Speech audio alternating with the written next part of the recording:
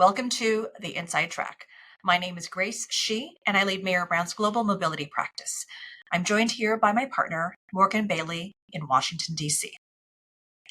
Today, we're going to walk through the U.S. administration's new Gold Card program. It was announced by the White House in September and represents a significant shift in immigration policy for high net worth individuals seeking a U.S. visa option. It prioritizes speed, capital, and access for a narrow set of applicants, primarily high net worth individuals, family offices, and employers managing cross-border mobility. We've already had a lot of clients reaching out with questions. That's right, we have. The program has generated a lot of interest. So let's take things step by step. Morgan, why don't you first share what is the Gold Card program? The Gold Card was designed for high net worth individuals, family offices, and corporations seeking a fast track to U.S. permanent residency, so a green card. And it's done by making a contribution to the Department of Commerce. The Gold Card was established by executive order in mid-September, and it directs the Departments of Homeland Security, Commerce, and Department of State to implement the program within 90 days. And based on the White House announcement, the program appears to be a strategic move that could reshape the landscape for high net worth individuals. And the Department of Commerce is taking center stage, which is telling. It signals an explicit focus on economic contributions and alignment with national commercial interests. Now let's walk through the three pathways. 1, the individual Gold Card. 2, the corporate Gold Card. And 3, the Platinum Card. The individual Gold Card requires a $1 million gift from the applicant. In exchange, the contribution is treated as significant evidence for existing employment-based categories, most likely the EB-1 for extraordinary ability or the EB-2 for a national interest waiver. And next, we have the corporate Gold Card for company use. A company can contribute $2 million on behalf of an employee to secure a U.S. green card. And here, the transferability feature is the differentiator.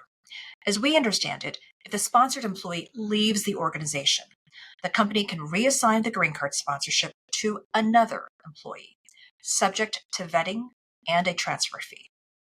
And the corporate Gold Card should really be considered a strategic corporate asset. It can be a powerful recruitment tool for cross-border hiring, while competitors navigate slower, less predictable routes. For example, if an employer is recruiting, let's say, a CEO from abroad, they might consider the corporate Gold Card as an option. And finally, Morgan, we have the Platinum Card. That's right, Grace. So the Platinum Card is interesting. It's a $5 million strategic residency pathway. So the headline feature is the ability to remain in the United States for up to 270 days a year without being subject to U.S. taxes except for U.S. earned income. Now, a critical caveat for all three pathways we've just described is that paying the contribution does not guarantee approval. Applicants will be required to undergo background checks, security screenings, and the executive order explicitly states that the program creates no legal right or entitlement. Exactly. And in addition to the $1 million, $2 million, or $5 million contribution, there's also a $15,000 vetting fee. Now, the main headline so far has been the financial contribution made by the visa applicant. The Gold Card is also tied to the applicant demonstrating extraordinary or exceptional ability or national interest under existing laws. That's the term of art under U.S. immigration. So in this way, the Gold Card program does not introduce a new visa category. Instead, it's a way to bolster an application that would be filed within existing green card categories. That's right. And more specifically, contribution is framed as strong evidence of extraordinary or exceptional ability or is contributing to the national interest. and supporting a petition under an existing immigration category. But it's not a standalone eligibility criterion.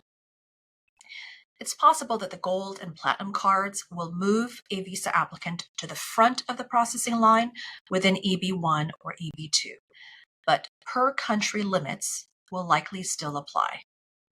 Yes, and legally there's still some open questions. So it isn't quite clear yet how the executive order will fit into the existing system with regard to timelines and processing.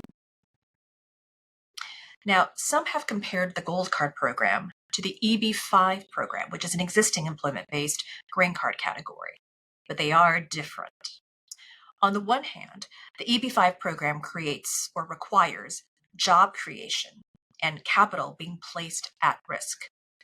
In contrast, the Gold Card contribution is a gift to the US government with no requirement for a direct link to specific US jobs or projects.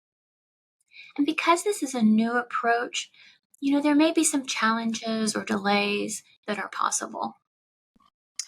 So, with that background on the Gold Card program, Morgan, let's shift gears and share our top recommendations for how clients should prepare now if they're considering participation in the program. Why don't you start? Well, I think the most importantly, the program isn't operational yet. That's right. So agencies will be preparing new regulations over the next couple of months.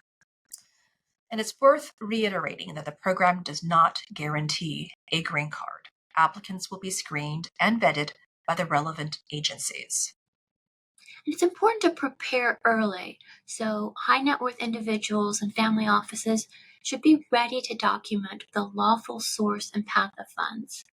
Additionally, things to gather include immigration records, passports, employment documentation, and evidence of qualifications so that you're well prepared when the rules are published. We suggest that you understand current green card categories because we expect the gold card to be most relevant to the existing EB1 or EB2 national interest waiver categories.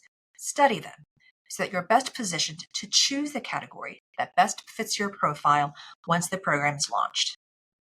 And for employers, I think it's important to weigh the $2 million corporate gold card against other workforce options, in particular, as an option for high level executives. And for family companies, for high net worth individuals, including your family members in the immigration planning can be critical. It's our understanding that the Gold Card program will allow spouses and children to qualify as derivatives, but details are limited so far. Understanding the needs of the family upfront will help you prepare once program details are made available. And it's important to remember that the contributions are transfers, specifically gifts, not investments. So cross-border tax implications need to be addressed in advance. And finally, watch the legal landscape as this evolves and as the program details are unveiled.